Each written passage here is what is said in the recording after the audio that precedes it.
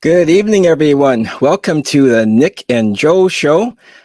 I am subbing in for Joe. My name is Chris Fraser, and my partner in crime tonight is Nick Vandergrat.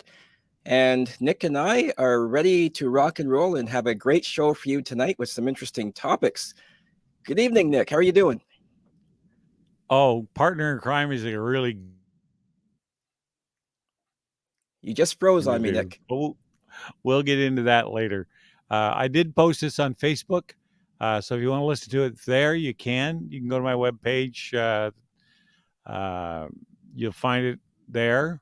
Um, you can listen to it on YouTube, all kinds of different platforms. But the main thing is, wherever you are, we're there. Right. Yeah, Chris, there's all kinds of things to talk about tonight. Yeah, I'm even going to let you decide where we're going to start. sure. Well, we've been looking at all kinds of different interesting topics here, folks, and there's so much to talk about these days in the city, in the country, and in the world. Last week we did our show. It was just the night before the federal government released its budget. So we're going to start off in the first half hour talking about the federal budget, and then later on we'll transition into the continuing battle for the Conservative Party of Canada leadership. It's starting to get a bit hot now between Charest and Poilievre, particularly. And later on, we'll try to transition into the CRTC and the Trudeau government or Liberal government, and perhaps have a little bit of an attack on free speech. A And little then we bit? can talk about on the Ontario election issues. There's an Ontario election coming up, of course. I believe it's the first week of June, coming up very soon when you think about it. And if we have time left over, we can even touch on the housing crisis and inflation. So lots of great things to talk about. So we'll start with the federal budget. But actually, before I get into the federal budget, I want to talk about something great. Let's start off the show with something kind of light. Like I talk about All right. something that happened to me, I guess yesterday. I got a call from my sister-in-law who said that one of my neighbors is going away, a neighbor that I don't know, but one of my neighbors is going away on vacation, and she's desperately looking for someone to dog sit and watch her house for her. So I love dogs, and I actually rent a room to a person who has a dog, and the dog is away in Florida right now with the owner, of course. And I kind of miss the dog, and I miss the dog walks. I actually like dog walking, so it's kind of neat that I went to meet this neighbor today for the first time, and I think we hit it off. The dog is very shy around me, and so it's going to take a few more visits before the dog actually becomes comfortable with me. But that's probably the highlight of my week, actually, is meeting a neighbor who trusts me enough to watch her house and walk her dog. And I'm a dog lover, and the big challenge now is to see how many visits it's gonna take for the dog to warm up to me to let me actually pet the dog and get friendly with the dog. But Nick, I know you're a dog person because I think I saw a dog in the I am. background last week. But There's they are two of them, dogs are actually. such great friends. I love dogs. I got to tell you, I've been a huge fan of dogs all my life. I Now, I'm not saying nobody else should have cats, but I hate cats with an uncontrollable passion. They have been the curse on my life for 50 years, actually. And the more I'm around them, the less I like them. Now, I would never do anything to harm a cat, but I'm not going out of my way to do it any favors either. So I'm not saying a grandma can't have Fluffy or that, somebody who's living alone can't have a cat. I get it that, these are comfort animals. But I come at life from a very agrarian point of view that cats are barn animals and they belong out in the barn killing rats and mice. That's their function, that's their purpose. When you bring them into the house, they are reminded that they were once worshipped as gods in Egypt and don't want you to forget it. I mean, they are the most aloof, they are the most distant, at least in my experience, uh, creatures that God ever created. And it's been my whole life.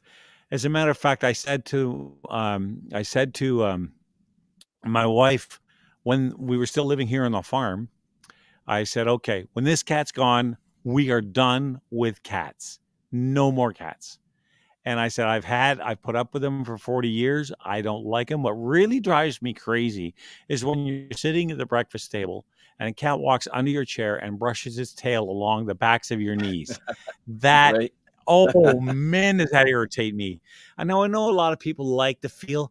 I don't. I never have. It's just Oh, interesting. like, come here. I want to, do the things that go through my mind about how best to dispose of cats is one of my favorite books is what do you do with 100 dead uses for 101 uses for dead cats.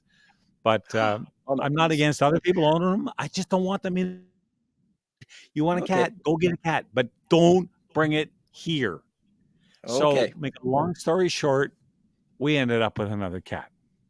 Oh, So there you then we go. moved to Sioux Lookout, and after about 2 months, my wife came to me, and she used the one card I cannot resist. She said, "Don't you think I deserve a cat?" Now, Uh-huh. what am I supposed to say to that? How am I Yes. supposed to turn down this woman who has given me 8 children and been by my side for 40 years when she asks for a cat? So I have to like put her on a hot plate, and she got her cat. As much as I hate these things, they're the nemesis of my life. I love my wife more than I hate cats. That's what it comes down Okay. to. So, All right. yeah, I'm a dog guy. I like dogs. Willie Yeah, Goof we grew is up my with Goofy dogs. We Brownie never had somewhere. cats in our house, but They're both my barn kids, animals.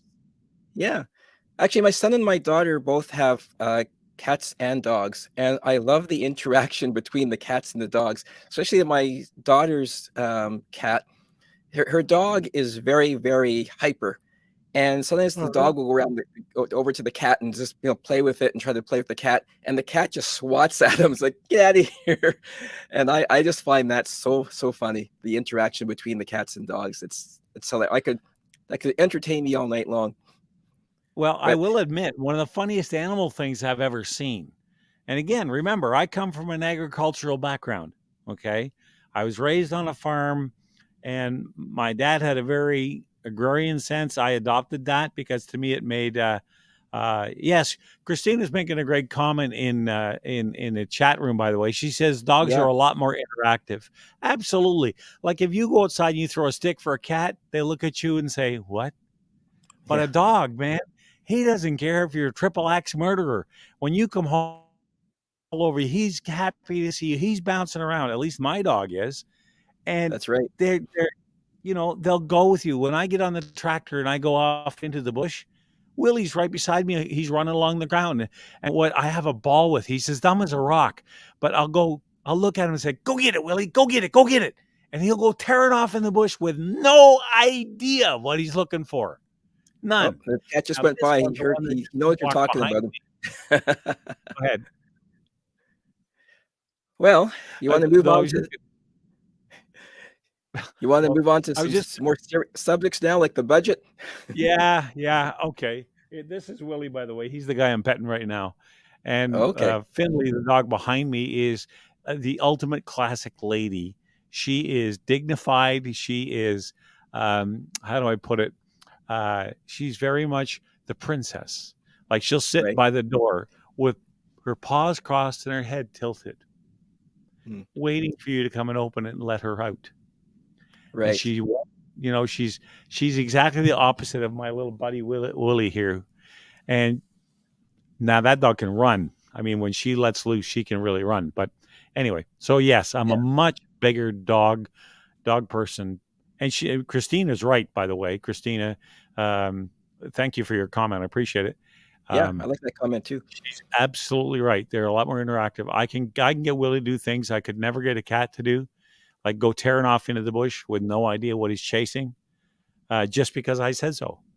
And Right. I laughed my butt off. I'm sitting on the tractor going, there he goes. He has no idea what he's going to catch. But when Yeah, he catches it, he's going to make sure he brings it back. yeah. Anyway, This reminds you're me right. of another. Gentlemen, I guess you're familiar with Dennis Prager, and I'm sure many of the Yeah, yeah, people, yep. a From lot of the people PragerU, listening yeah. to the show, our show tonight, are probably familiar with Dennis Prager. And I think every Friday he has this half an hour fireside chat where he talks about the issues of the day, kind Right, of like what we're doing tonight. right, And right. he's in his living room, and he's got his nice living room. He's in his easy chair, and he's got the fireside, of course, and he's got this big bulldog called Otto, and he calls Otto America's most famous dog. And it's true. Dennis Prager says everywhere he goes, people always ask him, "How's Otto doing?" And so it's always funny when I think I watched the fireside chat religiously. I mean, every Friday or on the weekend whenever I Whenever can, he I turns watch it, it on, yeah. and it's always like that dog's always sitting there, and sometimes the dog will get up and leave, but it doesn't seem to be the real fireside chat unless Otto the dog is there, and Otto has so many fans across America now. So maybe He's your probably dog more will become popular famous than Dennis too. Prager is. Yeah, And people, I don't know what it is about animals. Well, yeah, I do. People get attached to animals because animals, for some reason, they won't no, I'm going to broaden that out to say animals in general. They have no concept of what it is to lie. true. So they're always honest with you about how they feel. Like if you go to a horse, if you watch somebody get on a horse, as an example, and the horse is dancing all over the place, and the guy is having a real problem getting on. I've seen it 1,000 times. And what the horse is telling the person who's getting on or trying to get on is you're a jerk. You didn't even ask, and you think you're going to go for a nice ride. I can tell you right now, this may not end up the way you think it's going to Mm, end. And because the horse is still a sentient being, it still has emotions and feelings, and you have to check in and get the horse thinking, okay, we have a job to do. Let's go do it, and become a right. member of your team. Well, that's, what's Understand that. amazes me is how intelligent animals are. I mean, they are so intelligent. They can sense things. They're creatures of habit. They know what to do. My roommate's dog, it's like she'll be lying downstairs at 10 o'clock in the evening, and all of a sudden, bang, she gets up and realizes it's bedtime. It's like, I got to go. See you later. And it's like, how does she know it's bedtime? She just seems to know. Or if it's my turn to take her out, Mine is the in the opposite. wintertime, I just put my coat on, and then she looks at me, and she sees me putting my coat and my hat on, and she gets up as if to say, "Oh, I guess it's time for a walk. I see the guy's putting his coat on." It's like, well, you're pretty smart. Well, in my case, my buddy Willie, 7:30 every morning, will come and put his cold, wet nose right here, right in the middle of my forehead, and he'll go, "I want out." And I'm Uh-huh. looking at him thinking, I don't care. I'm not done sleeping. Leave me Uh, alone for another half hour. And doesn't matter. He'll stand it there and he'll, oh, the next thing you know, I'm out of bed because it's either that or I put up with that for half an hour. And by right. then I'm up. And I didn't want to get up yet, you jerk. So I got to let him out. And then 20 minutes later, he's back. And guess what he wants? He wants his breakfast. I haven't even Mhm. made mine yet. He wants to eat. So how we ended up down this rabbit hole, I have Well, no idea. I But brought it up, so now, right, well, bring us back to the budget because everybody wants to talk about the budget. No, maybe not really, but anyways, we, the I think Chris does. yeah, but you know what? I want to talk about the budget, but on one hand, I don't want to because what is really the federal budget? Years ago, I used to get excited about the announcement of the federal budget, but I don't know. It's like the Academy Awards. It doesn't thrill me anymore, and I guess it's because I just think that the government is. You like that transition? Yeah, the comparison. But Well, it's one of those things. It's out there, but does anybody really care anymore about the it's budget just or a the show. Oscars? It's It's just like it's just it's all drama. It's just a it's all show. drama. Yeah, it's all for show. But I mean, Will Smith walks up, whack, and that's the only thing they talk about. yeah, if there's something particular in the budget that maybe is in there for you, you might pay attention. Otherwise, it's just the government telling us, okay, we're going to spend a whole bunch of money, billions of dollars on this, that, and the other thing. How many people are actually sitting there with a pen and paper writing down what's going to be spent on what, and how do we hold them to account 3 years later, or a year later when it's time for the next budget? It's just really they're telling us what their priorities are, but we have really no say in the matter. Yeah, you know what? Well, first, let me comment on what Wooden Head just said. It must mean he's Dutch, because you know what they say about about Dutchmen: wooden shoes, wooden head, and wouldn't listen. Hmm. Um, that's or my as my uncle used to say, you can tell a Dutchman, but you can't tell him much. He says my 10-month-old puppy drives me crazy, but I love him. It's his unconditional love. Yeah, he's right. The dogs love you unconditionally. Anyway, so back to the budget. The idea is that when they bring out a budget like this particular budget, what they put in there, they know they don't have to actually fulfill because it's 3 years to the next election. Most people have about a 2 week attention span where something matters. Look at the war in Ukraine as an example. Today, I was listening to the news and they were saying, wouldn't want it any other way, huh? Wouldn't. Anyway, uh, but the Ukrainian war is probably the biggest story on the planet, and not one mention of it on the news. Not an update. I don't expect 24-hour, 24/7 coverage every day on the war. You can get that online if you want it, but the point is, it would be nice to at least. And if there are no developments, say, well, you know what? The war in Ukraine is ongoing and the fighting is still taking place. There hasn't been, it's relatively static because there hasn't been much change in the last week or since the last upcat. That's all we need. Just Yeah. keep us in the loop, as the old saying goes.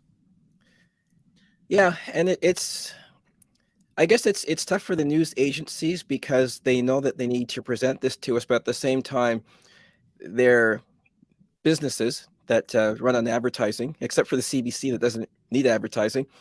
But they need to keep eyeballs on the screen, and I guess they know that if they lead every night with the Ukraine war, people might drift over to other networks. It's hard to keep people's attention. You always have to think of what's the newest, latest thing.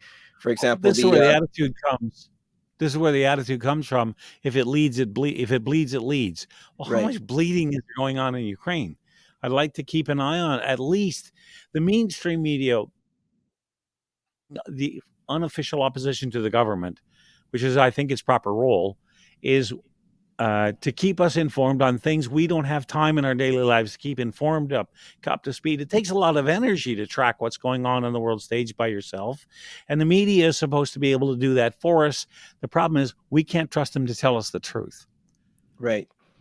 Well, when you All say right, Chris. it bleeds, it leads. And there's just stories like the subway shooting in Brooklyn, New York, and then there was a shooting in Toronto near a subway as well, I think. So when it comes to events like that in North America, the North American news is going to lead with that because it's newer, it's fresher, and once again they want the eyeballs on their network. So that's when I was watching the 6 o'clock news today, and I don't think in the first 15 minutes they even talked about the Ukraine. Yeah. So Well, listen, Chris, I have to run off to put some more wood in the stove in the kitchen. So I'm gonna get you to carry this for a few minutes. I'll be right back. okay, no problem. I'm sure you're Nick's up for got that, Charlie. his stuff to do, but yeah, we're going to get back to the budget, folks. And I had some notes here. There was a great editorial in the Ottawa Citizen, and it says it's rather quaint looking back now at Prime Minister Justin Trudeau's original pledge to only run modest deficits of just 10 billion per year for his first term before returning to a balanced budget.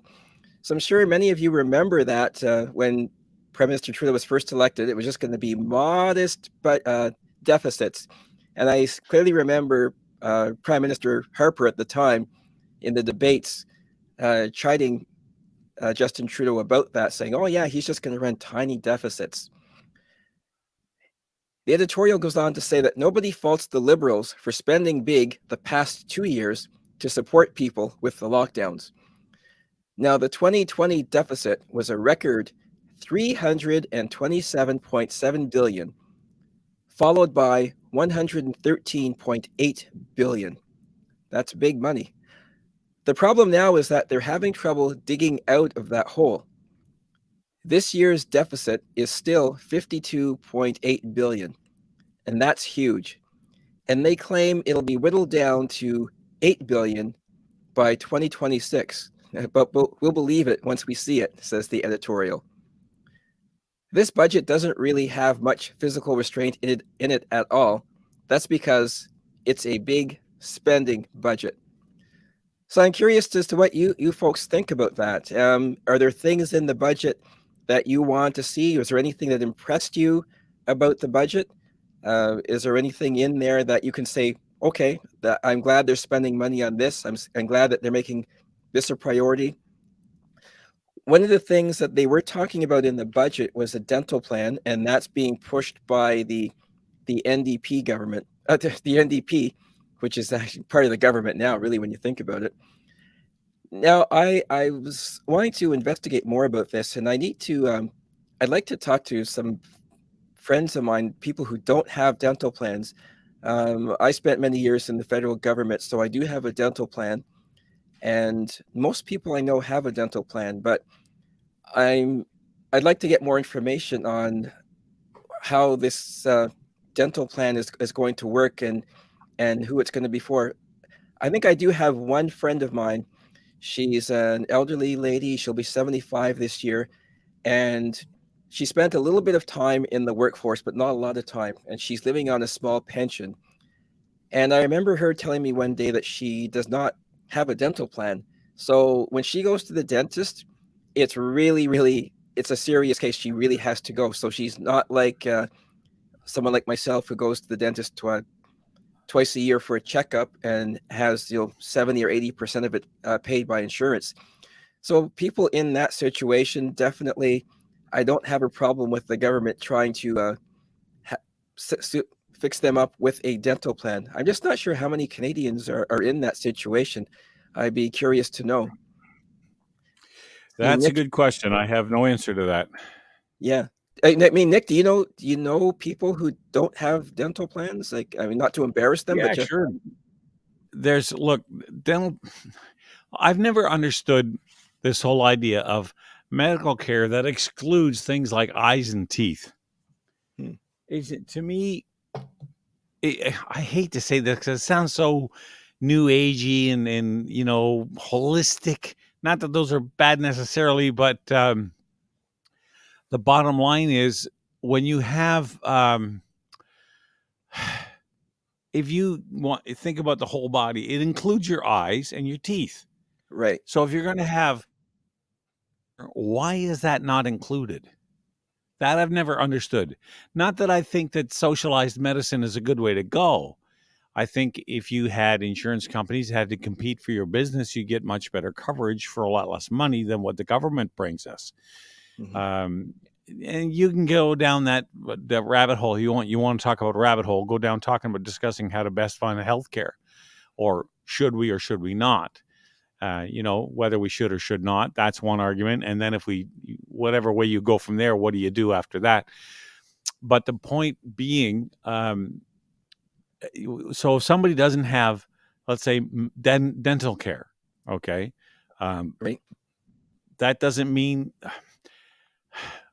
I just don't know how you make that work, how you make that argument, because look, if you can't, if your teeth rot out of your head, some of it's your problem because it probably means you're not practicing good dental hygiene. Some of it's genetic. Like, no knock against the British, but the British are known for bad teeth. I mean, I don't know why, but they are.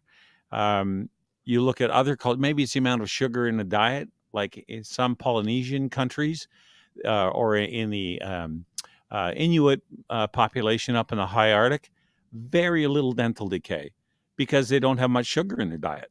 It's mostly different sources like that. It's not processed sugar. So, what kind of accommodation do we make for that? When it comes to your eyes, let's say orthodontic care, or not orthodontic, optometrist care for your eyeballs. Why is that what quality of life do you have if you can't see? You don't have regular eye checkups as part of your medical. Yeah, I see we have Chrissy on the phone. Go ahead, Chrissy. You're I hope on. we can hear you. Chrissy, are you there? Oh, Chrissy. I'm not hearing Chrissy. Hope she didn't hang up on. Hello, Chrissy. Or Chrissy, you can text Okay, us if well, you want. yeah, let's let our amazing Yeah, producer sort that out. And if we can get Chrissy on, we want to talk to her. Absolutely. sure. That'd be great. And the number is 613-604-6464. Hey, that's what it says right there in the bottom of the screen. Right That's there. right. I can see it going by. Yeah. I there you go. See, I don't even have to remember the number anymore. It's right there. Yeah. Well, I guess another thing You know, in the budget, I guess, would have been well, the Prime Minister, Justin Trudeau, and Doug Ford got together last week to announce their $10 a day daycare plan. So I assume that would be part of the federal budget too. I do not understand how we can provide daycare for $10 a day. I didn't see anything in the news. I didn't see any articles explaining how that actually works. I know years ago in Quebec they said that they had $7 a day daycare, but then I've also heard stories from people saying that, oh yeah, technically they have it, but you have to wait on a waiting list for about 4 years. So by the time you actually get in, your kid is already in elementary school. So if any of our listeners have experience with that, my kids are older, and I don't. When my kids were young, I remember we found a sitter not too far from our neighborhood, and as I recall, it didn't break the bank for us to have childcare from a qualified person that the kids loved her, she loved our kids, and it wasn't a big hole in our budget. But today, people are spending thousands of dollars a month on daycare, and I don't understand why has this become so expensive when it was never like that before. that's a good question. Now, apparently, Chrissy is still there on the Oh, phone, and there's a bit of a delay. So, go ahead and start talking. We'll give you a second to for the sure. delay to catch up. We'd love to talk to you.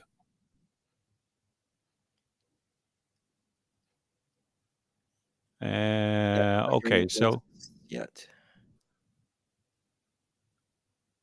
hmm, Yeah, the delay shouldn't be that long, I don't think. A couple seconds, but I yeah, I would think so. yeah. Well, you know what, Chrissy, if you can hear us, just start talking. Uh, Yeah, just I jump in. guys, hi, oh, John Milky, producer here. I think the problem was because I wasn't in the stream. Chrissy, you want to try again, please? Yes, I will. Can you hear There. me? there we go. Yes, there we go. Chrissy, welcome to the show. Yes. Hi, Perfect. Chris. Thank Sorry you, about guys. that.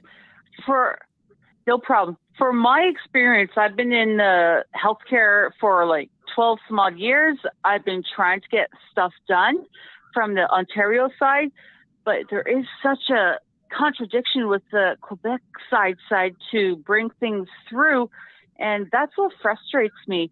Why can't we all be the same and try to get things done in an orderly fashion that the way it should be? Because healthcare is so important to us, and we need to get things done accordingly. Can you give us an example of what you find so frustrating? I mean, because Quebec and Ontario are two different two different what's the word I'm looking for here? Jurisdiction. Jurisdictions. Yeah. Yeah, that's the word. When you're Basically, for comparing, appointments for you got it. Apparently, for like certain you need to get some diagnostic, you need to get X-rays, you need to get just a consult even for what your problem is. We seem like we're a little far behind than the Quebec side, and I don't know, like a lot of people are really frustrated. They can't get an answer at this time because COVID, everything's been brought back. So definitely frustrating. so when you want test results, as an example, from a Quebec hospital or Mm-hmm. a clinic, that's where you find Yep. the delay or the hang up, if you will. Exactly. Okay. All right. Now, okay, because I'm trying to make sense, because I'm not in the medical profession. I have the only time I ever am in the Right. medical profession is when somebody wants to jab me with a needle, or Yep. put some broken part back together. Um, stuff like that. So I'm on the receiving end, not the administrative end. And Right. that's why I'm glad you called, was because this is a very important issue. Canadians obviously value what we perceive as as healthcare system. And tonight's not Yep. the night to discuss who's got the better healthcare system. Let's look at what we have and see how we can make You're what right. we have better, because obviously Right. it's failing a lot of people. Now, let me ask Yeah. you another question here. When it comes, you hear people talking about how difficult it is to find doctors. Uh, is there a shortage in your experience of general practitioners? And if there is, what are the ones who are telling you who are still there? Why that might be? Yes, because a lot of I work for a clinic that accepted a lot of Quebec patients. Now they're being told to go on the Quebec side to find their own family doctor. So there's definitely a line where they have to go find a new doctor on their side. So Quebec, Ontario, there's definitely a line drawn there. They're required to Ontario patient, if you're a Quebec, you got to find one there, which is Okay, unsettling for some people. Like, it does contradict a lot of things, but this is the way it is. but what I'm asking though is, of the doctors you know who are still general practitioners in Ontario, because I can't speak to what goes on in Quebec. I don't live there. I have no experience with that. You do, obviously, and I Right. understand your frustration. But when it comes to finding a family doctor, people are telling me now I'm lucky. Okay, I have a family doctor, and most of my family, extended family, like my kids, and they all have doctors. But that doesn't mean that's Right. true for everybody. When you talk to doctors, why are they telling you it's so hard to get a family doctor? Is it people aren't entering the profession, or there's just retiring faster than they're coming in? What's the story? For me, retiring faster than they're coming in, and it's just the process of what's happening these days because of COVID, whatnot. They need to find a family doctor on the Quebec side if they live there. Okay, that's fine. I get that. I guess what I'm driving at is I've had conversations with my family doctors about what it's like to be a family doctor, a general practitioner, and what their attitude. Contrast that with your experience. The ones I'm talking to are telling me that the paperwork, they got into medicine to help make people better. They didn't get into paperwork to be a Right. data entry clerk. And they spend so much time for every patient now documenting everything that happens, and sometimes in triplicate and quadruplicate and all this stuff for different bureaucracies Right. within the medical profession. And that people look at that and say, for the amount of money a general practitioner makes, we're not talking about these high-end surgeons, so on like a thoracic surgeon like Yes. Dr. Keon, or Yep. people like that who are very well compensated. And I'm not saying they shouldn't be, Right. but if you're a family doctor and you're going to surrender that much time and that much of your own income to get your medical license in the first place, they say the return isn't worth it. Oh, first I've heard. Okay, that changes You things. you broke up there. Say that again. That's the first I've heard. That changes things. Yeah. Well, if you think about it, it might be the first time you've heard it, but doesn't it make sense? Like if you're going to make, let's say, let's pick a number, $8,000 a month, okay, but it's going to cost you, Yes. 50, 60 hours a week to earn that money, and then you break that down hourly. What's your rate? And is it worth going $100,000 into debt to get the medical license in the first place, and then be overwhelmed with new people looking for new patients, new doctors? You don't have a chance to kind of work your way into it. You're just dropped into the fire right out of the frying pan. So I think I can understand their point. Now, and that's why I was asking you about if you'd run into that before. I have, And this is where it's come down to. You nailed it right on it, right to the T. Well, that's unusual. There you go, Nick. You nailed it. No, you have great points, and I will definitely get back to you because I am going to work on this as I am supposed to in my job. This is what I need to do. Now, can I ask what you do in the medical profession? I'm like medical records. I'm like the total person that will transfer records and receive records. So there you go. Okay. So you're in the administrative side. You are, and I don't mean to be Correct. disparaging. Don't read it that way, or don't hear it that way. But you're a data entry clerk. Correct. Okay, all right. Because my wife does the same thing for the airlines, and she Yep. she works. I For small appreciate your Northern Airlines. points. Yeah, and I'm just Right. because if I was a doctor, who wants to fill out 14 forms to dispense a prescription or to give consultation or to actually see a patient in an ER and then file a report about everything that happened. Exactly. You want to And move make on sure to the the next patient. consent is given. Exactly. And then you wonder why people sit in the emergency hours waiting to be seen by a doctor. Well, the doctor's up to his eyeballs trying to fill out the reports from the last guy he just saw. Right. Thank you. All right. There's so much of a process to this. Thank you so much for recognizing this, and I appreciate it. Well, we appreciate what you're doing, Chrissy. Data entry yeah. is vital to any profession, but especially this one. So I almost Yes. service, and I will say that because it's a form of service, and I certainly appreciate all the headaches and hassles that you have to go through and the sacrifices you have to make to do that. So thank you very much for being for calling us as well this evening. I know that I didn't let Chris get much in on this, but I was just this is a topic I'm interested in. So sorry, Chris. That's okay. You did Yeah, totally agree. All right, Christy, feel free to call us Thank you. Keep this anytime. going on BTR. Thank you. Right. Have a good night, guys. Good night. Thanks. No, that was a good call, and we don't talk enough about the situation here in Canada. We pride ourselves as being a country that has this superior medical system, and it's worked well for me and the few times I've had to have hospital care, but I know that's not the case for everybody all the time.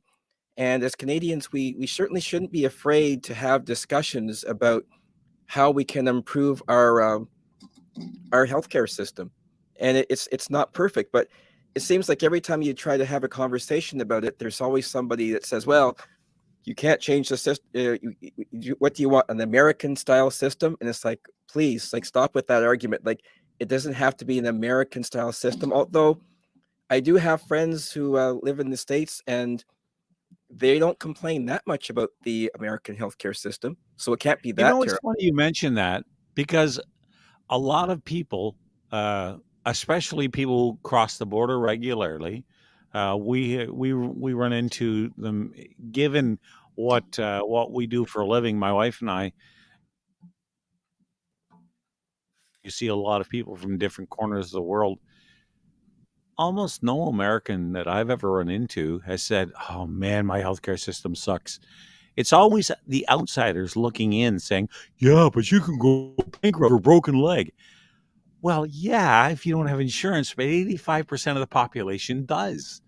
And a lot of the big percentage of the 15% that's left over don't want it because they're young and healthy. Yeah, that's right. So how bad is it?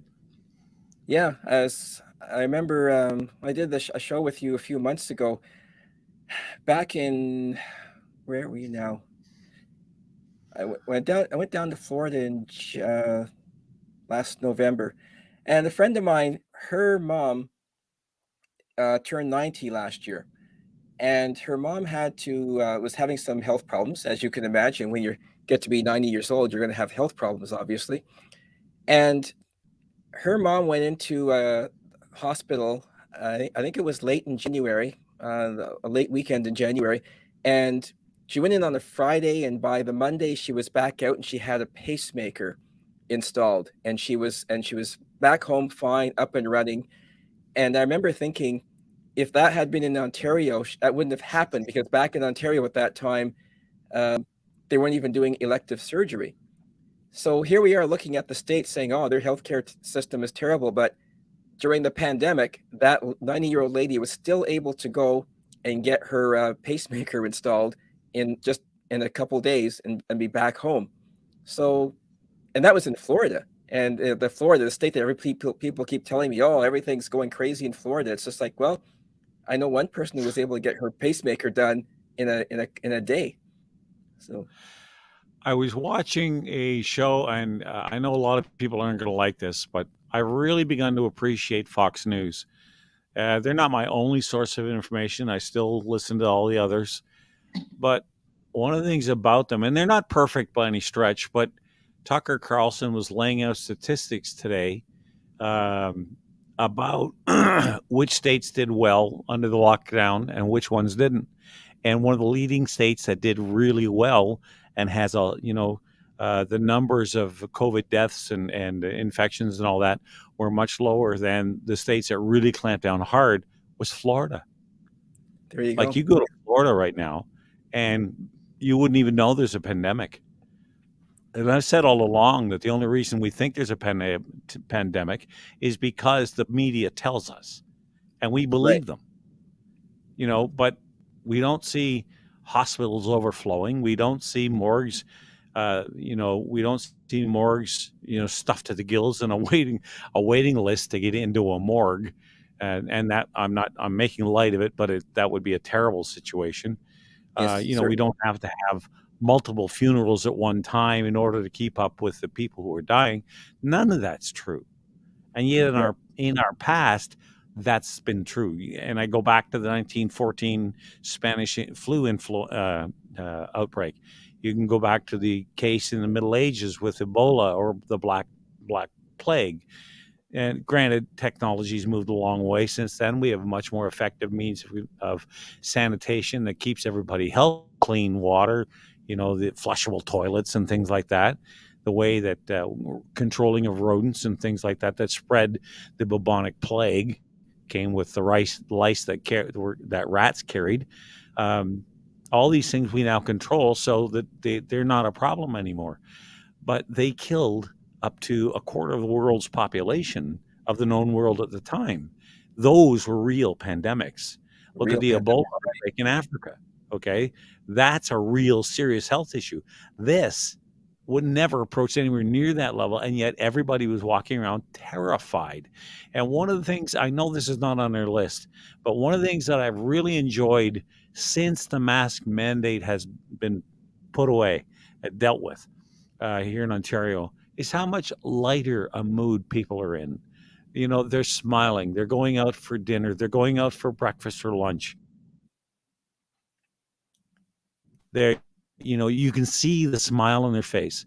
Now, that's not true in every case, and some people still want to wear the mask. Fine. I don't have a problem with that. You want to wear a mask? Knock yourself out. Just don't expect me to wear one just because you're nervous about it. I always thought it was a crutch anyway. Yeah. No, I was out with a group of people on Monday night. We all went to a Mexican restaurant out in the west end of town, and it was just a great time. It's sitting shoulder to shoulder with people, and it was just like pre-pandemic times. Now, even in a situation like that, you never know, because you still could catch COVID by somebody. And I know that actually I was at another event on Friday evening, a concert put on by a local band, and it turns out that all four guys in this local band all came down with COVID this week.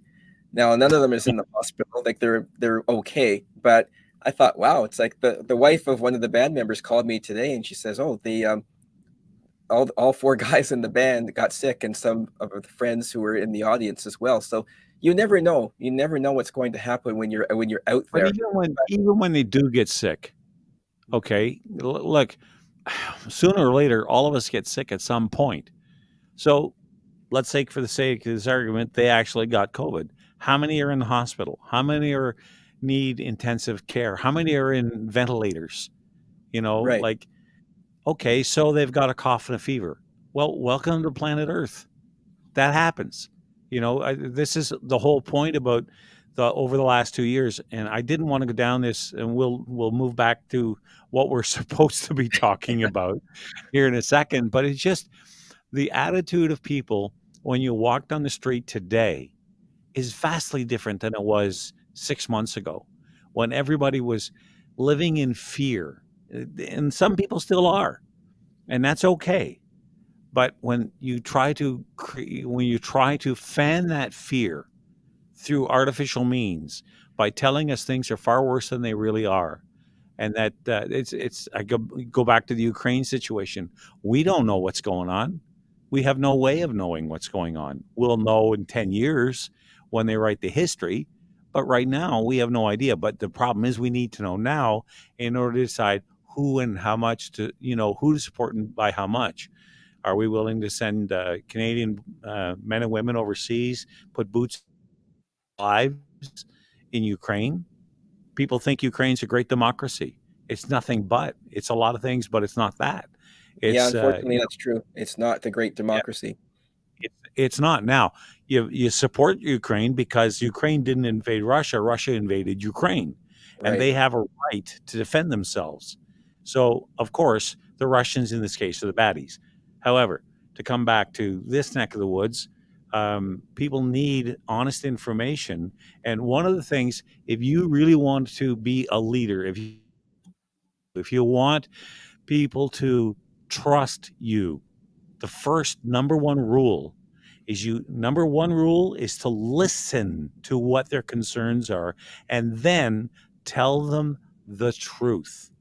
One of the great strengths of Winston Churchill during World War II was he wasn't afraid of telling the British people what was really going on. Now, there was some stuff he didn't tell them because it was a Obviously. war, That's right. obviously. But in general, he didn't try to soften the blow or spin it, or like when they sank the Hood, okay? He was pissed. The British military, the British Navy was in shock, and the British people were furious. So he put all their resources, naval resources, into sinking one ship. Okay, and everybody was behind him on it because he told them the truth of what would happen if they didn't get a hold of that ship. And I don't want to repeat and go give you a history lesson. I think you probably know the story as well as I do. But the bottom line is leadership like that is what we need. Tragically, with this federal budget and with a bunch of other things, we're not getting anywhere near close to that. It's all sunflower and lollipops. And unfortunately, life is not made up of sunflower and sunshine and lollipops. It's made up of telling me the truth, no matter how ugly it is, because I'm an adult and I can deal with it. And getting back to the budget, I do recall about 5 or 6 months ago, some of the premiers approaching the federal government and saying, we really need to do a better job with healthcare, and we need the federal government to be a partner with us to help us with healthcare. So if we've learned anything during this pandemic, it's that our healthcare system is far from perfect. And if the federal government can come in and provide funds to all the provinces so that if there's another pandemic in 5 or 10 years, we need to be much better prepared to handle the next pandemic, because there will likely be another one. Hopefully not as big as COVID, but the health of the citizens is important, and that's one of the roles that the government has. Now, healthcare is a provincial jurisdiction, but the federal government does help the provinces, and we really need to write to our MPs and keep the pressure on the federal government to make sure that the provinces have the funding that they need to keep our hospitals running, and make sure that we have capacity for any kind of, not just pandemics, but any kind of a disaster.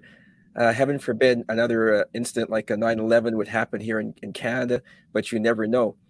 and we Well, need it to be. doesn't have to be a medical. It doesn't have to be a viral situation. It could be a massive accident, like working in the industry that I work in with aviation. If you had let's say a 777 crash at Pearson fully loaded, think of what that would do to the healthcare system. Yeah, Because let's say, unless everybody's killed, which is possible, but the chances of that are quite remote. By the way, the air industry is one of the safest industries in the world, thanks to the regulations that surround it. It's one of the few things the government really does well is look after the safety of air travelers. I've come to really appreciate the role that they play in that, but that would overwhelm everything within 100 miles of Toronto that's because right. of all the people who would need to go into ICU and treatment. And, and of course, you're not going to say no to that. You're going to respond appropriately. But with that said, as far as the budget goes, was there anything in it that jumped out at you and said, okay, this is just plain, I was just having a quick look at the Coles notes, and there's a lot of stuff in there that is very left leaning, but I think you've had more of a chance to look at it than I have. What jumps out at you and says, okay, this is an unmitigated disaster, and we cannot allow this to happen? I can't really point to any one thing that jumped out at me. But I want to go back to this article, the Ottawa Sun editorial, and it says, as Warren Kinsella summed things up in a recent column, and I'm not a big Warren Kinsella fan, but he's right sometimes. And he says, to spend even more, thereby pushing inflation ever upward, 60 billion more in spending. In fact, with a plethora of housing-related programs, green programs, and as the NDP demanded, a new national daycare program. The result? Around 1.2 trillion in debt and a black hole where the Chrétien area balanced budgets used to be. Now, he mentioned housing, and I heard a really good commentary by Professor Ian Lee from Carleton recently, and he was mentioning that, the federal government, if they can't really solve the housing problem unless the municipalities are willing to let the builders build more homes in each municipality. So for one of the things that the federal government said was they were going to, what was it? They were going to tax have a limit on foreign investors. If you were a foreign investor, you couldn't invest, you couldn't buy property for a year or something like that, as if Well, that they was said what I read was that if you are a foreign investor and you own a piece of property for less than a year, it will be considered capital gains, and they would tax you on that. Right. Now, but that's the not the real answer problem in my mind, no, I don't think it is either. I think what's going on here is we have a shortage of supply. Well, what's the best way to bring down prices in any commodity? And homes, housing, even healthcare is a commodity provided by the private sector. Okay, so if you have, let's say you have a shortage of peanut butter. Yeah, I don't know, just pick something off the shelf, right? What's the best way to bring the price down? Put more peanut butter on the market. They do it with money all the time. If you have your dollar starts to rise in value, okay, well, the best way to bring the value of the dollar down is just turn up the speed of the printing presses, because now you have a surplus of cash in the market, and that's not worth as much. So applying that to static products like peanut butter, homes, cars, air conditioning, call it whatever you want. All right. The best way to bring the price down is to introduce competition and provide more of the product in the marketplace. And when you can walk from one store to another and say, $5, no, I can get over there for $3.50, and walk across the street, that forces this first store to either let you walk out the door or lower the price $1.50. Exactly. And that's how you keep prices low. But this is the problem is Keynesian economics don't believe in that.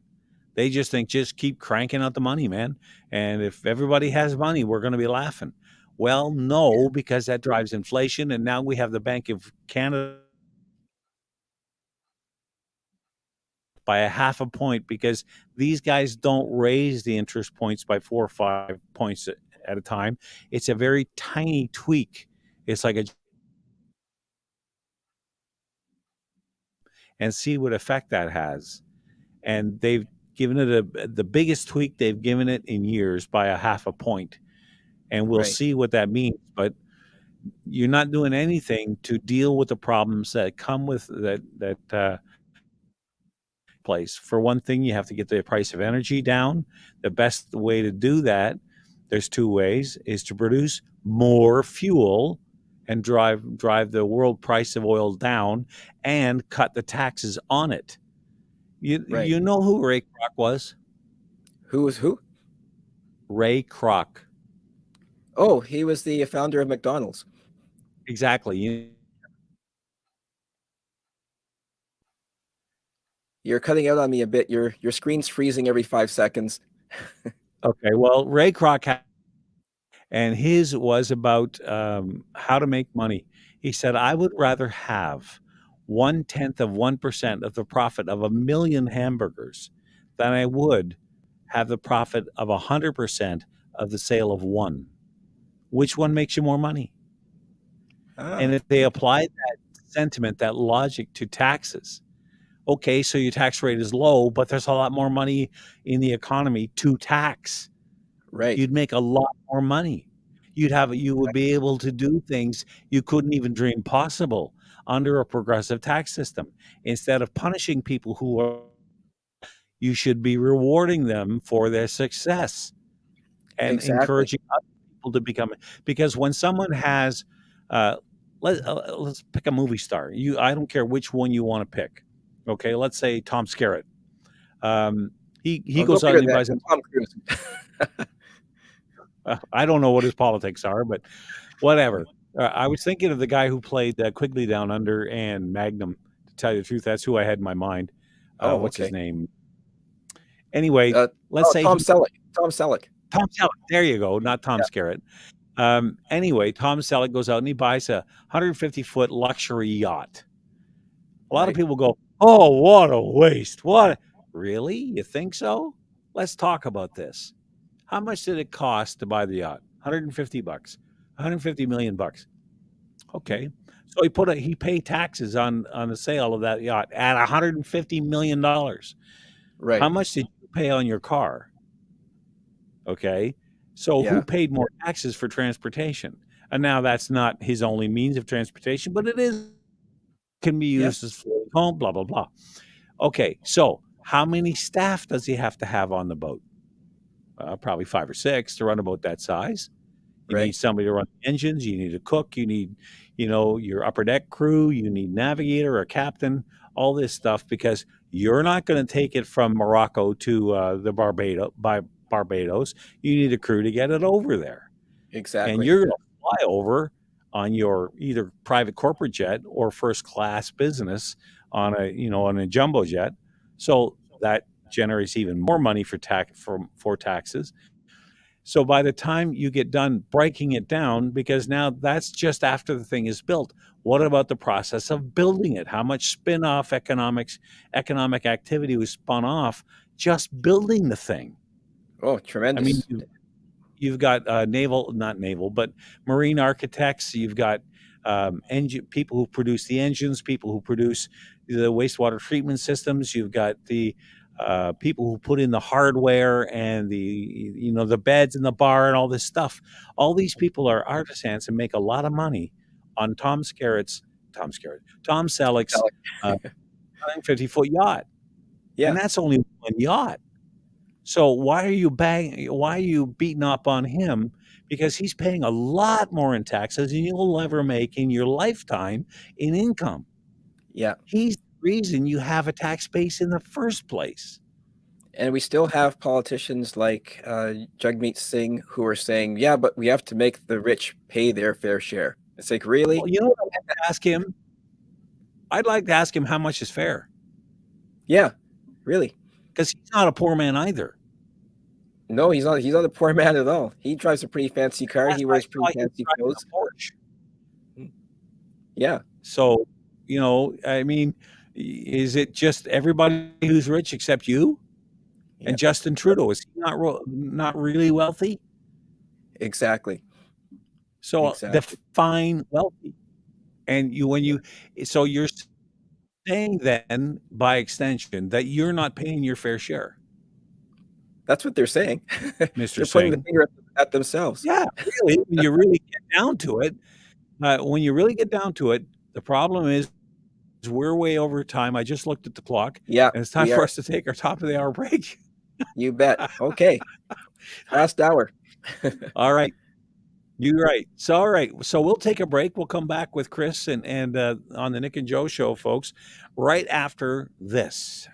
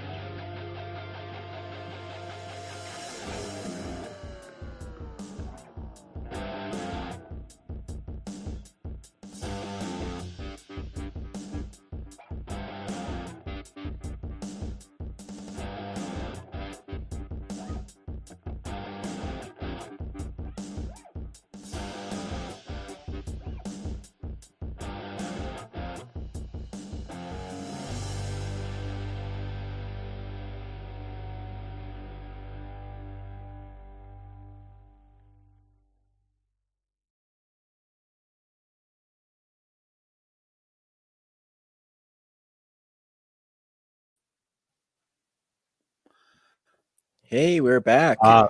Oh, there we are. I was just going to say, are we back? There we go. Yes. Mark Phillip makes a great comment. You'll never get a straight answer from a socialist. You know, Margaret Thatcher had a great um, definition of what's wrong with socialism. And she said that the problem with it is you sooner or later you run out of other people's money. That's right. And I'm paraphrasing a little bit, but that's pretty much bang on. It's hard to argue with that. Yeah, that's pretty And I accurate. certainly think description that, of it. yep, she was quite the lady, I'll tell you. They didn't call her the Iron Lady for nothing. No, she earned that reputation. Very, very tough, very stern, but I think very fair. And she loved her country, and she wanted the best for her country, and that's all you can really ask for in a leader. You know what? If you doubt it, just ask the Argentinians. Right. Yeah. They certainly And learned in a hurry that she wasn't kidding when she said something. And speaking of, she, go ahead. go ahead. Oh, I was just going to say, if you want to know a little bit about what kind of a lady she was, and real,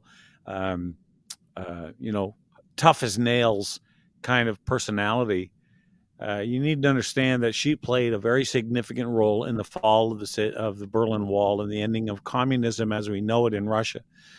And there were three key players. There was her, Ronald Reagan, and Pope John Paul II. Pope John Paul being the leading figure because of his the hatred that the communists had for the Holy See, and then Ronald Reagan and Thatcher supplied him with everything, all the information he needed. He got daily or weekly, I can never remember which it is, briefings by the CIA about what was going on in Gdansk and all that sort of things. And man, I'm telling you, the stuff that went on there, they should make a movie out of that. They won't, but they should. Anyway, what was the next topic on the list? Well, I want to talk about the conservative leadership race. I know we did touch on it last week, but last week it wasn't quite as spicy as it's become this past week. And that's mainly because Jean Charest, former Quebec premier, and I think he was a former leader of the Progressive Conservatives for a while. He is doing a bit more media. He did Question Period on CTV on the weekend, and it almost seemed like he was going to battle with Evan Solomon of CBC instead of going to battle with Pierre Poilievre. But he caused a bit of a stir. He's going after Pierre Poilievre, and that's to be expected because if you're going to run for the leadership, of course, you've got to take the gloves off a bit. But I thought some of the shots that he took at Pierre Poilievre were a little bit unfair. But anyways, it's interesting to see the dynamics here. And by the way, before we actually get into it, I'm a bit of a political junkie, so I enjoy leadership races. Whichever party is having them, I always watch. And even in the United States, they call them the primaries in the U.S. So I watched the Democratic primaries last year or 2 years ago. I thoroughly enjoyed that. I watched the Republican primaries before Trump got in. And I think that regardless of which way you lean in politics, these things are always interesting to watch because you're going to learn something and you need to know what the other parties are thinking and what their issues are. So it's entertaining for me. And it gives us a window into the world of what we're going to be the next election is going to be about. But I think things are starting to heat up now. It's going to be very interesting the next few months to see if they really continue to take the gloves off and see who's going to get the most press.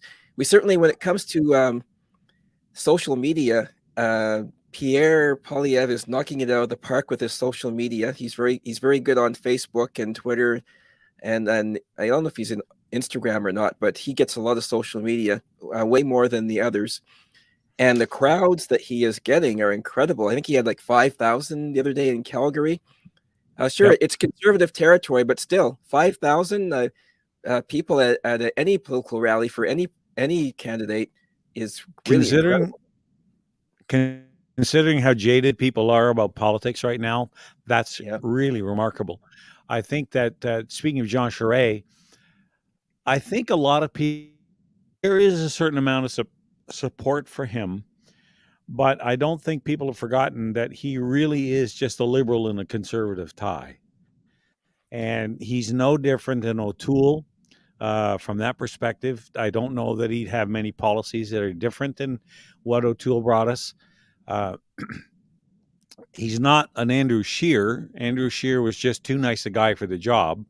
He didn't have the killer instinct to keep his caucus in line, and that's was one of the big downfalls for Mr. Scheer, who I can't say I knew, but I've seen him in under private circumstances in the past, and really a very likable man. But He is. Yeah. being nice doesn't get you very far in politics. You have to have a bit of a edge to you, and Pierre Poilievre has that. He has the ability to not only manipulate the media, the social platforms, be it Twitter or be it Facebook or whatever it is that he's using. He's doing a masterful. You know what? I hate to say this because I don't want people to take this and run with it, but he's taking a page out of Trump's playbook. He is. Master the art of the tweet, master the art of social media, and Right. you're going to reach a lot more people than you ever will through traditional media. Because let's face it, the rating sweeps came out recently for American mainstream media, and Fox Okay. News had on every show they put on had over 50% of the audience, available audience, watching them. And CNN was in the basement. MSNBC was even lower than that. Like they just are they couldn't draw flies through a manure pile. And I think that it's partly because people are hungry for a right-wing slant on things. They've had so much of the left. There's a huge market out there for people who are like you and I. We want the mainstream media to talk to us on our level. They don't have to agree with us, but don't shut us down and call us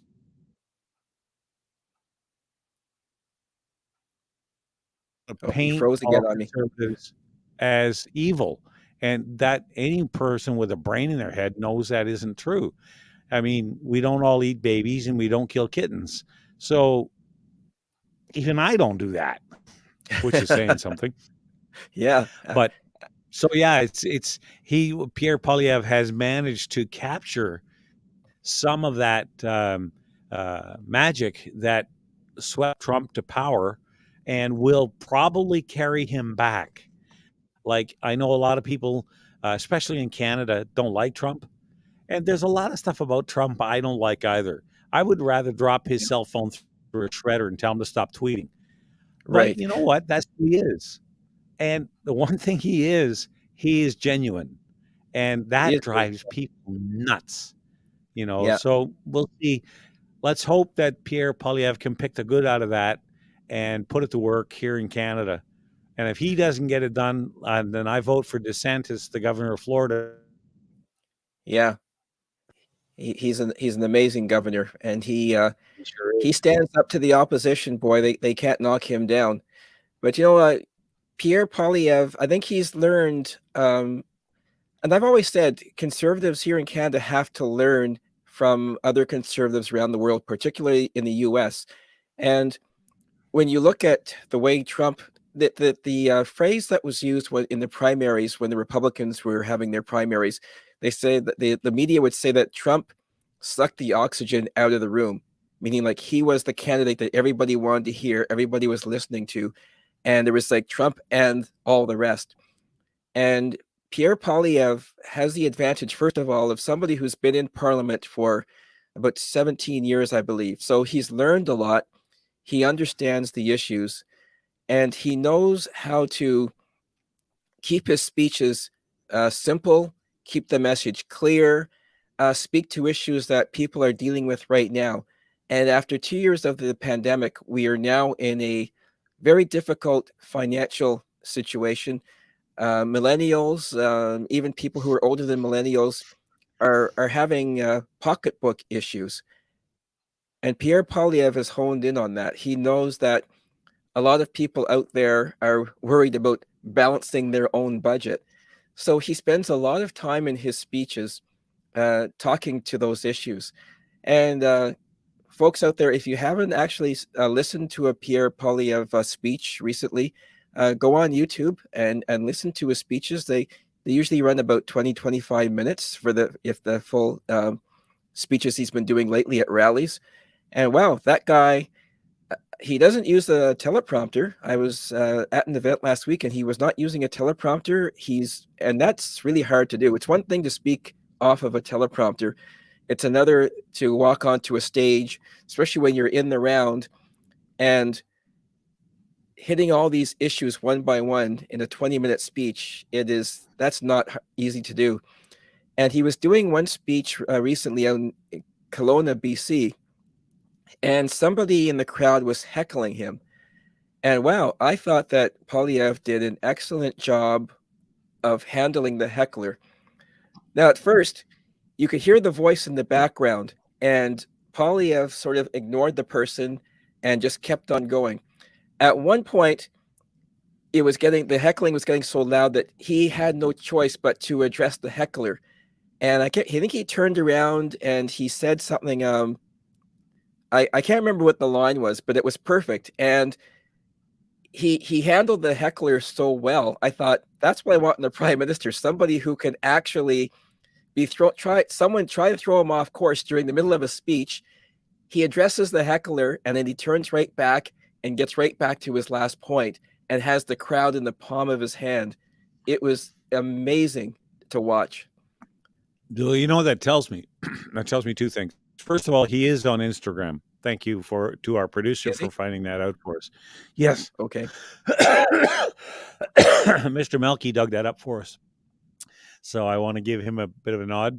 And that the thing it tells me about any speaker who can do 20 minutes without using notes or teleprompter, he knows his stuff. Ronald Reagan was classic for this.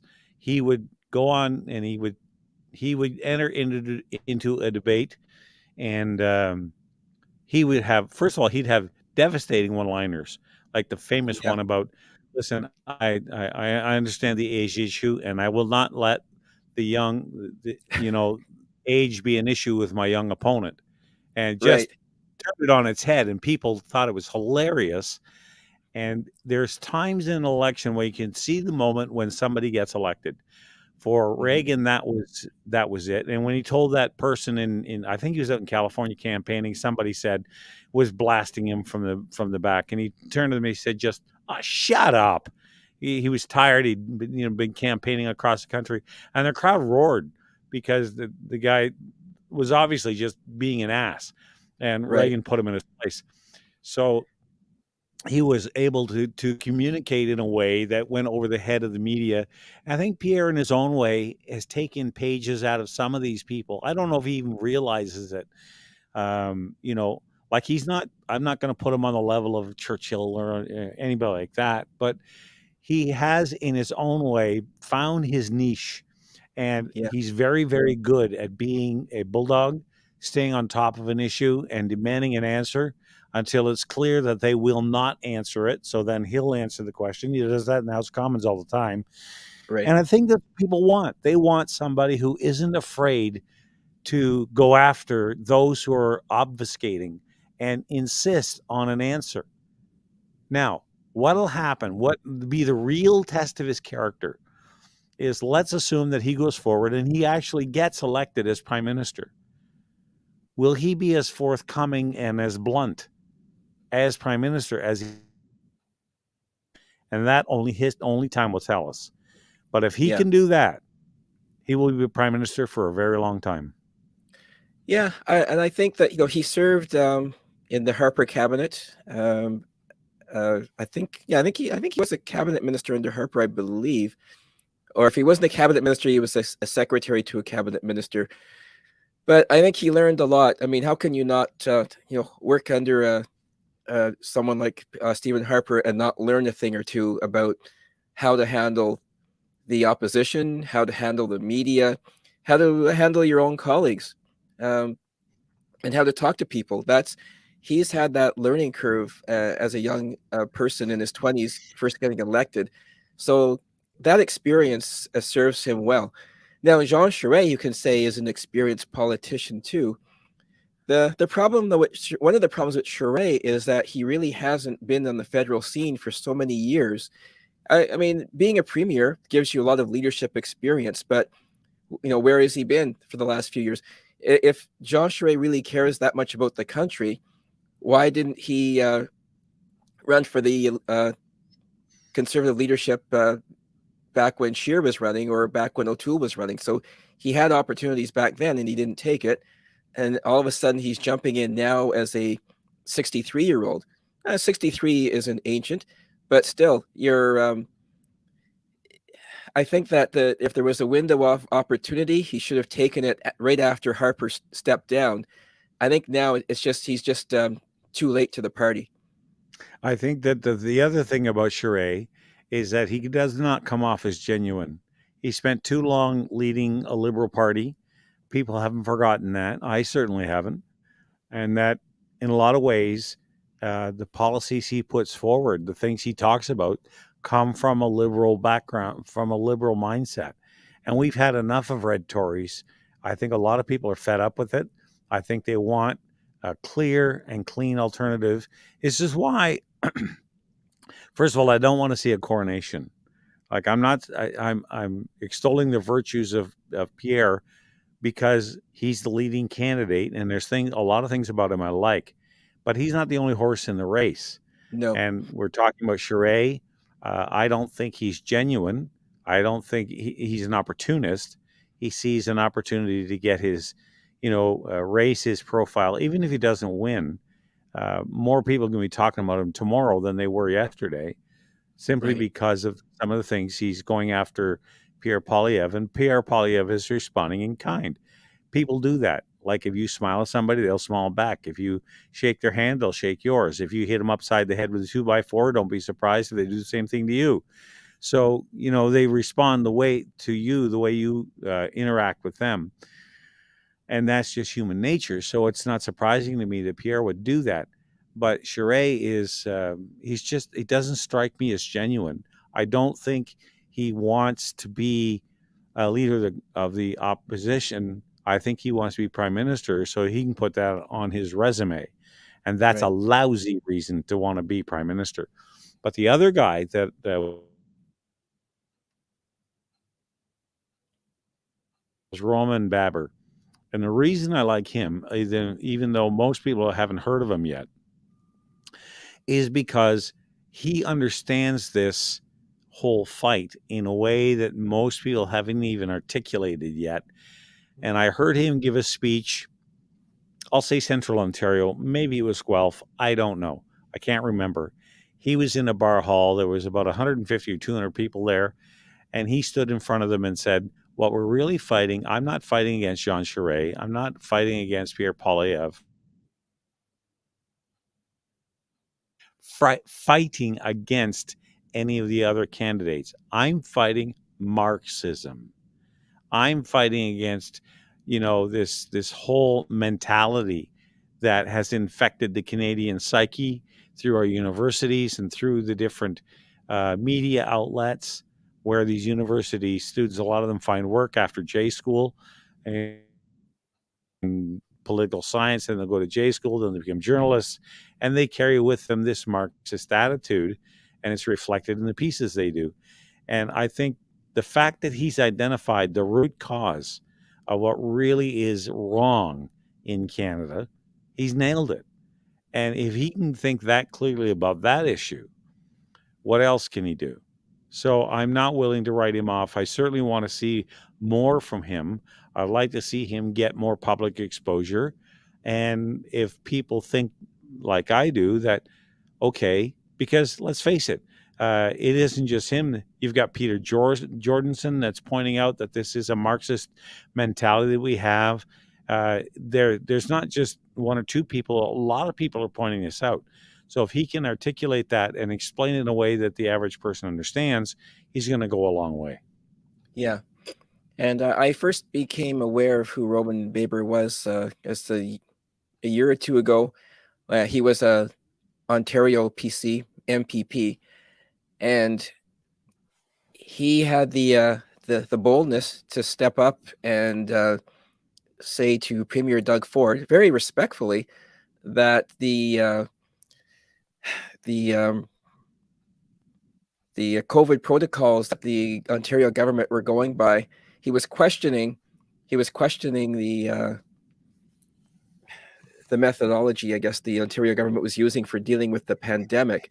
But not only did he question it, he had his stats, he had facts and figures to back him up, and data to back him up.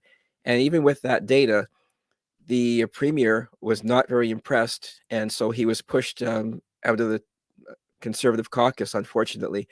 So you have to admire a politician who could make that choice to, you know what, I'm just going to play the game and be a good boy and stay out of the penalty box and not ruffle the feathers of the leader, or I can speak my mind and let the chips fall where they may. And so I really appreciate his boldness and his willingness to be pushed out of the caucus for taking a stand. So that's something I could admire in a person like that. I think he's obviously a long shot to win the leadership, but if he does run in the next election as a Tory MP, I wish him all the best. He deserves to win a seat. Just being a person of integrity, that's admirable. Yes, absolutely it is. And the more exposure the media gets, I was just sharing this comment in the chat room, the better it's going to be, no matter what color, how they go after him, by saying that, call him what you will. The old saying of, I don't care what you say about me as long as you spell my name right, is what matters in this case, because people might not remember the comment, but they will remember the name. And the more exposure a guy like that gets, the better off it is. First, like I said, I don't want to see a coronation. I want Pierre, if he's the guy, I want him to have to fight tooth and nail to get it, because that tells me a lot about his character. Right.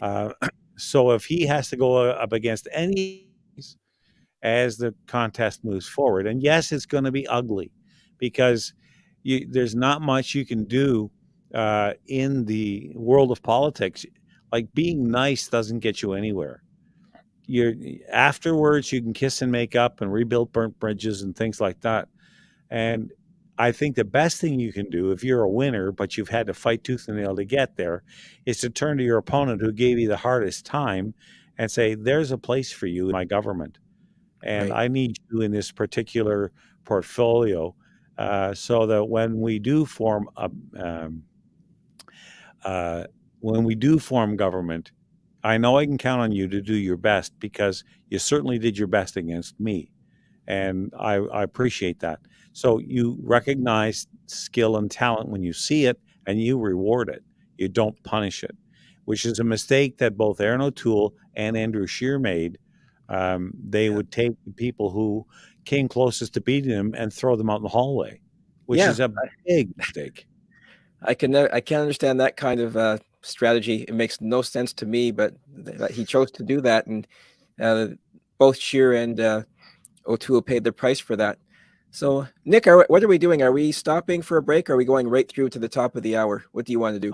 Let's take a quick little break just to give everybody who's listening a chance to run off and refill their favorite beverage and maybe take a bathroom break. And we'll be right back in about, let's say, 2-3 minutes. Okay, 2 minutes. That sounds good.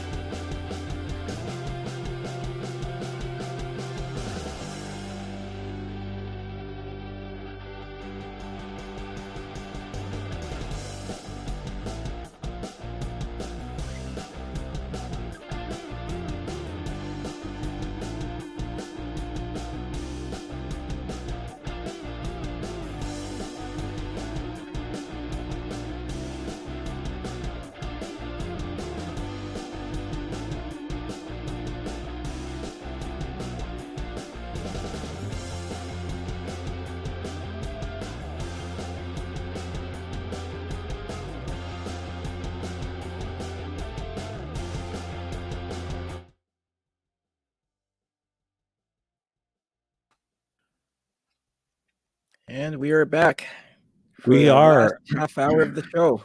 Time flies when Well, you're having here's hope. fun.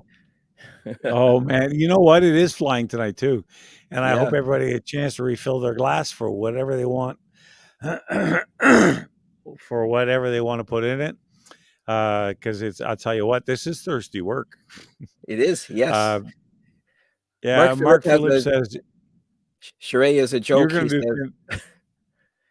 You "Well, know, I'm glad he's in the he race, though. It called makes them. it interesting." Yeah, it does. I certainly hope he doesn't get any further.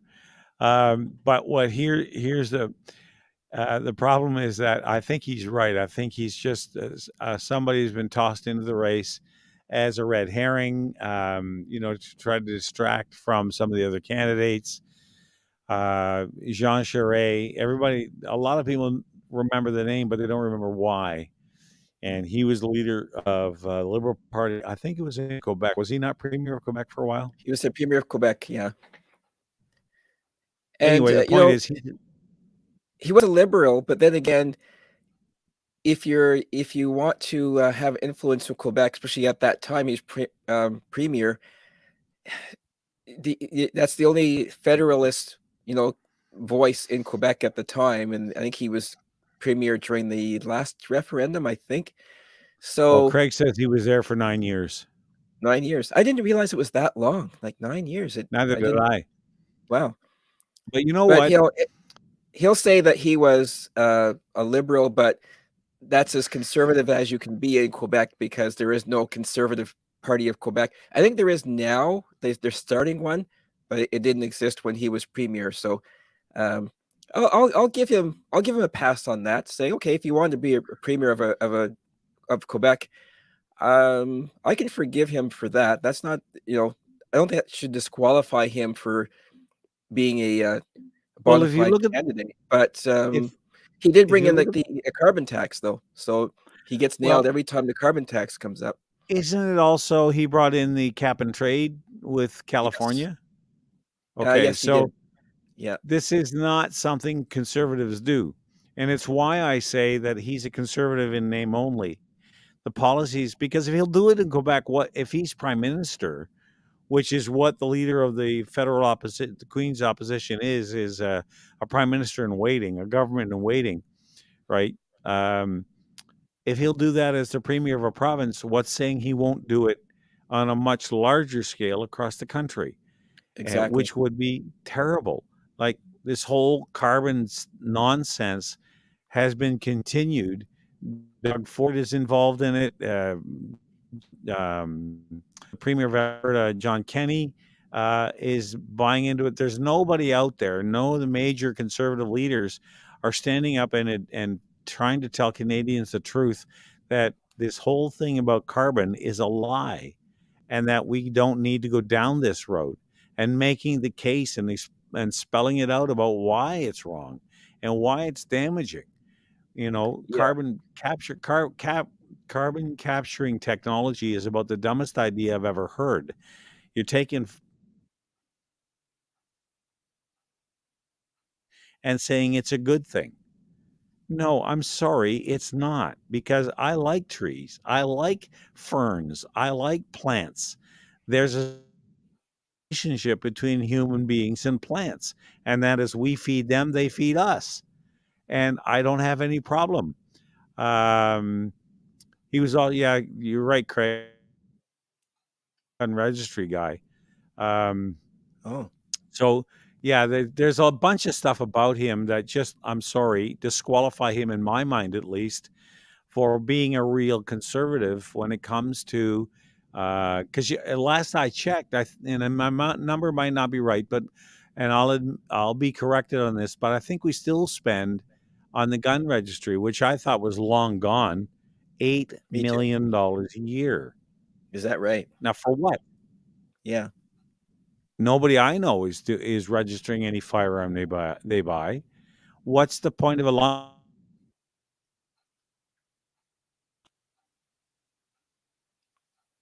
Oh, your video keeps breaking up on me. I'm missing the last part of Well, your sentence, but are you back?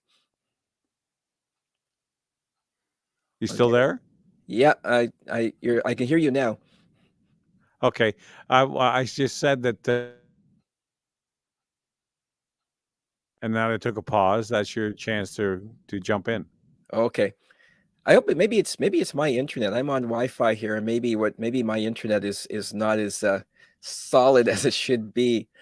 But You know, it's interesting that you say that because I had a conversation with somebody today, and Mr. Melky, John is saying, no, it's me. I'm the problem in this case. I'm a problem in a lot of cases, but the bottom line is, I forget what I was trying to say. My train left the station and I wasn't on it. Getting you back know to what? Jean Charest, you basically, if you want to be conservative, you really should act like one. Yeah. That's really what it comes down to, and he's not. Hmm. I'm thoroughly fed up with Doug Ford, and the I was going reason to I'm bring fed up up with him, that Ontario well, politics. We can talk about Ontario politics for a little while because yeah, that's let's do starting that. to heat up a little bit now. And but yeah, tell me why you're fed up with Doug Ford, and I'll tell you why I have issues with him too. Well, first of all, he's acting far more, excuse me, far more like a liberal than he is. He's done some things I like canceling the stickers on the back of the license plates. That has been one of those little grain of sands in the eye for me for years Mm. because it's nothing but a tax grab. Putting that little sticker on the back of your plate does not make you a better driver, nor does it make the car safer. Now, I've heard the argument, well, then they know the car's insured. Then what's the point of carrying your insurance card in your car? Mm. You know, why? If you don't present that, that's a $300 fine. So Yeah. why? In other words, the answer is it's another way for the government to reach into your pocket. Now, he's pulled that. All right. I Yeah. don't know that that's for altruistic reasons. There is an election coming. There is an And what's he election going to coming. replace it with? Because the government never gives with one hand when it doesn't take away with the other. And that's what I heard people saying when they first announced that you no longer had to purchase a sticker. I heard people on the street saying, "Oh, that's just an election ploy," and I also heard people saying that sticker, the revenue from the stickers was bringing in like $1 billion a year or something like that. So people were saying to me, "Well, where is he going to get that extra money? Like that's money that could be used for hospital care or whatever." So that's the other side of the story. People are saying, "Oh, you're throwing money away now. You could be using that You money know what to." the answer is? The answer is reduce the size of government. That's Uh, the answer. Good luck with Stop that. spending so much money on other things. Like, why is he getting involved in climate change or What's he global doing? warming? Well, every government in the country has some kind of global warming change. Look at what Ottawa is doing as an example. $60 billion, much of which is going to come from the province and the feds, um, which means that it's all coming out of your pocket, my pocket, Craig's pocket, Mark's pocket, you name it, out of John's pocket, wherever it's going to come from, that there's only one taxpayer. So if he doesn't stand up and say no to this, then he's guilty by association. Right. And if he won't say, look, guys, this is a waste of money. We don't need to spend this money because the climate will change no matter what we do. We don't have the control over it. Carbon dioxide is not a pollutant, and we're not going to go down that road. He could save millions of dollars on Did he not no take the more government wind to court though turbines. over the carbon tax a couple of years ago? He did, He did. but there's something called the notwithstanding clause. Why did he not use that? Quebec's use it all the time. There's a precedent for using it.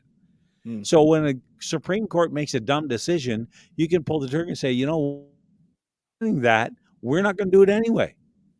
That's what the notwithstanding clause is for. Yeah. And so he had a chance to do it. He didn't. Well, the environmental lobby is very strong. I think a lot of politicians, even conservative politicians, they're afraid of the environmental lobby, so they don't want to cross them. It's a very powerful, strong lobby, and I guess he wanted to play it safe and try to appease them somehow. So Sense is the that's the road best he's answer. taken. Common I sense is certainly the wasn't best that answer. happy with the way he handled the pandemic.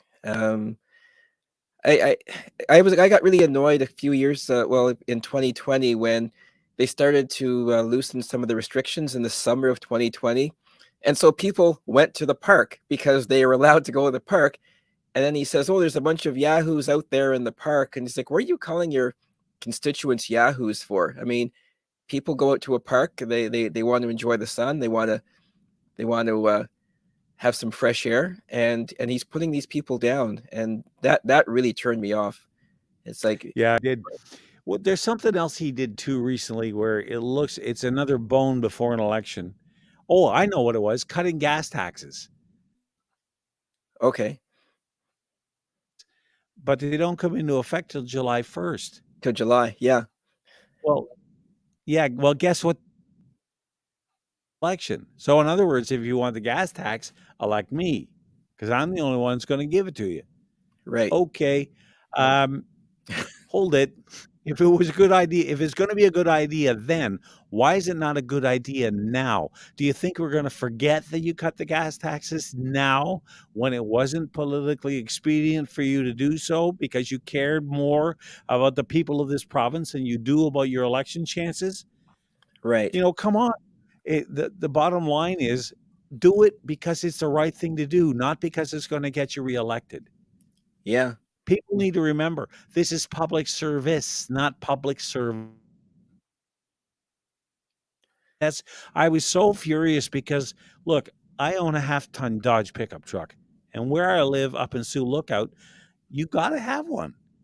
right, We spent the winter driving around in four-wheel drive. My little Honda Fit was not up to it. hmm,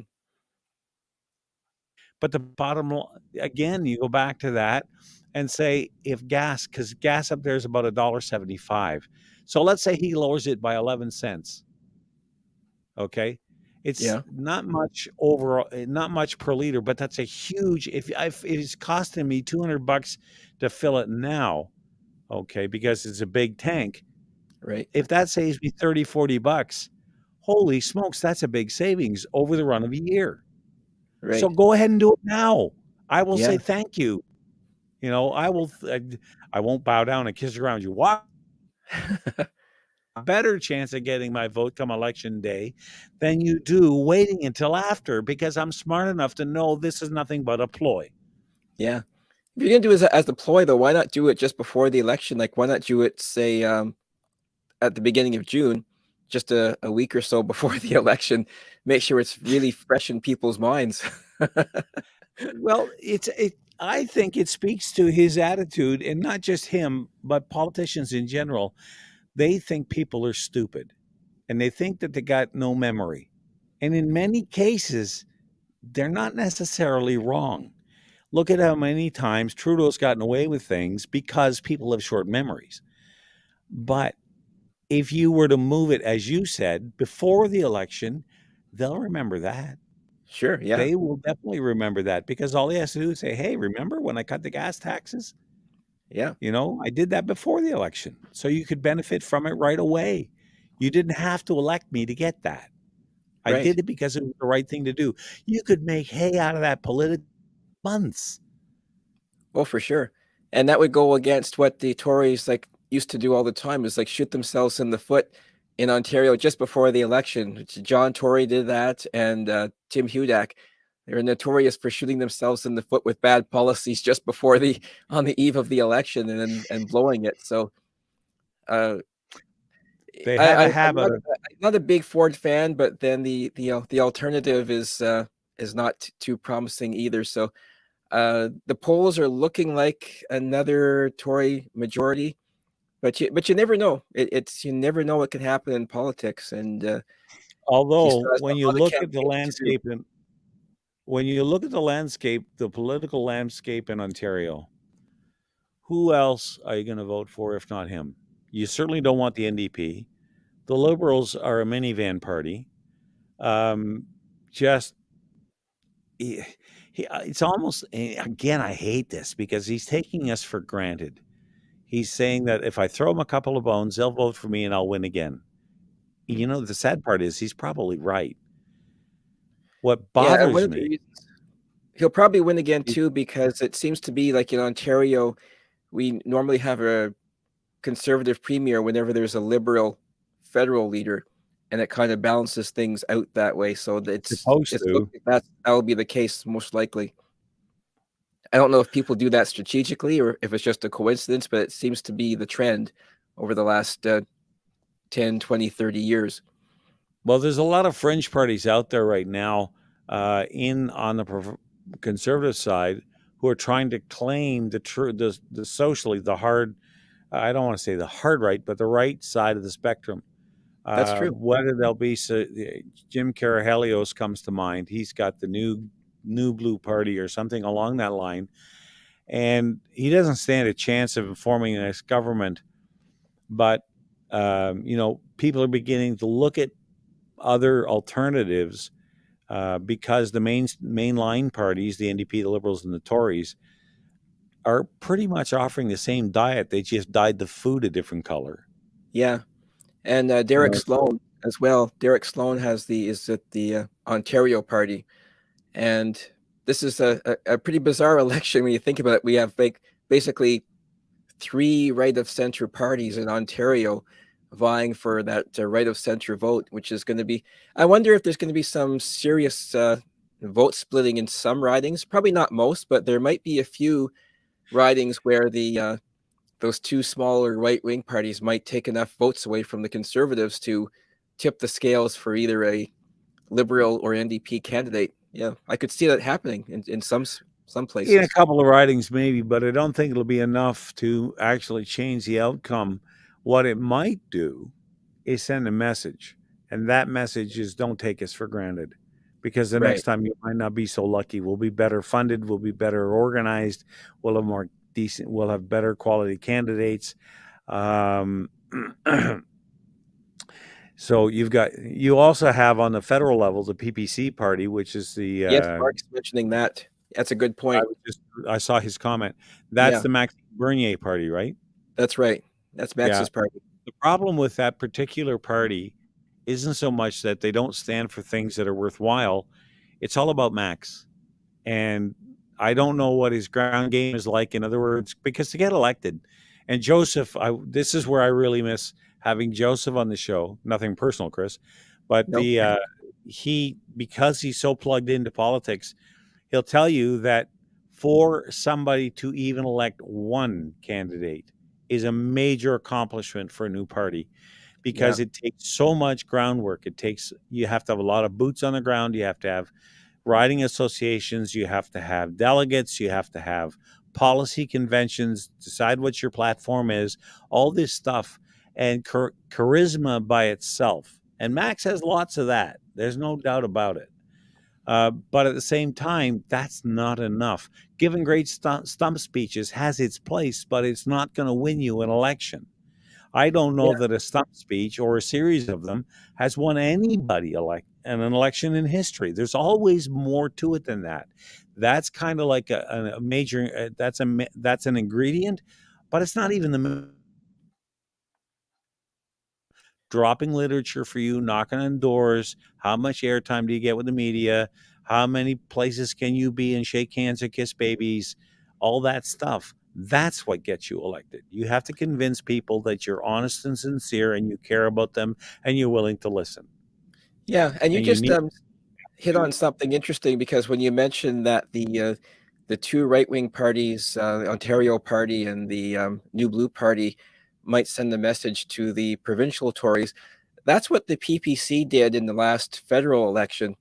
Is they didn't win any seats, but I think their vote total went up a lot from the previous election. And going back to what we were talking about with Pierre Poilievre, I think that Pierre Poilievre, because he did go down and actually talk to some of the people of the Freedom Convoy, I think that a lot of those people some of those people might have been PPP supporters. And Pierre was able to show them that, hey, there's a conservative who's willing to listen to you and take you seriously. So I think that Pierre Poilievre might be able to bring some PPC people, if they were Tories, back into the fold, because he's willing to address those freedom type issues. So I think that's part of his success right now in the current part of his campaign is he tapped into that freedom movement, that desire for people to want to have control of their lives. And I think that's a smart move. Jean Charest is criticizing him for supporting the freedom movement and the truckers. And that Jean Charest said, oh, well, Pierre Poilievre supported the blockade. That's not really true. He didn't support the blockade. He went and spoke to the truckers. When the truckers first came to Ottawa that first weekend, Pierre was at an overpass and he was speaking to people at the crowd at the overpass. And then later on in a week after, he did go downtown with some other Tories as well and spoke to the truckers. But I don't think he didn't support the blockade. He didn't say, hey guys, just stay here and keep your trucks parked as long as you want. He didn't say that. So that's where Jean Charest really lost my respect when he was trying to accuse. I think Poilievre whenever you have, of the blockade. I think whenever you have a crowd with those kinds of issues of any size, it behooves you to at least listen and to go down there Right. and say, okay, what are your issues? I can't promise I'll do anything. I'm not in a position yet to do anything about it, but I can't help you if I don't know what the issues are. That Right. doesn't necessarily turn into supporting. And there was nothing illegal about that protest until they brought out the Emergency Act. I mean, yeah, there were some bylaws and there was some, there were some yahoos, but you had how many thousands of people were in Ottawa? Right. And when you look at that and say, was this violent? Was it peaceful? There's no question it was one of the most peaceful protests of that size anywhere in the Western world and spawned across the world. So who wouldn't want to get out there and say, freedom of speech is more important than people's inconvenience? And I still deal with that on Facebook. I've got one guy that just won't let it go. He Yeah. just doesn't understand that, just like, holy crap, man. You know what? First of all, it was like going on 3 months ago now. Let it go. The issue's over. And the only issues left now are how the leaders of that organization are being treated by the court. And those Right. issues are. And you also have still a minister, by the way, under Jason Kenney's purview, or under Jason Kenney's government in Alberta, who's been in jail for like 2 years because he threw the police and the health inspectors off his property. Yeah, he's out now, but he's under very, very strict bail conditions. I can't think of his name at the moment, but he's Arthur Pawlowski. Yeah, that's him. Yeah. He's still in jail in solitary confinement, no less. Is he out now? He's out now, yeah.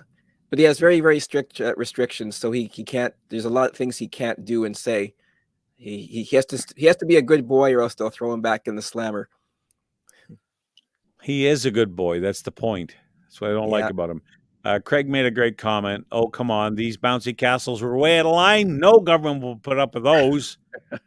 He's quite right. All right. Guess what that means? This is the only country in the world that has a protest with bouncy castles and hot tubs. Oh, my God. Let the children have fun. We can't have that. No. Oh, my God. Well, Chris, it's 10 o'clock, so it's time for us to say goodnight. As usual, it's been an amazing show. And I want to thank all the people I saw some names tonight that I hadn't seen before in the chat room. So that's great. I'm glad to see that we're getting some new listeners. And go out and tell all your friends and enemies and anybody with a pulse about the Nick and Joe show. We'd love to hear from them. We certainly appreciate you in the chat room. So with that said, for Chris and I'm going to bow out. And in the meantime, we'll see you all again next week. Ubiqueritas et amor, Deus CBS. Good evening. God bless. Don't let anything disturb your peace. And may you have a fair wind and a following sea.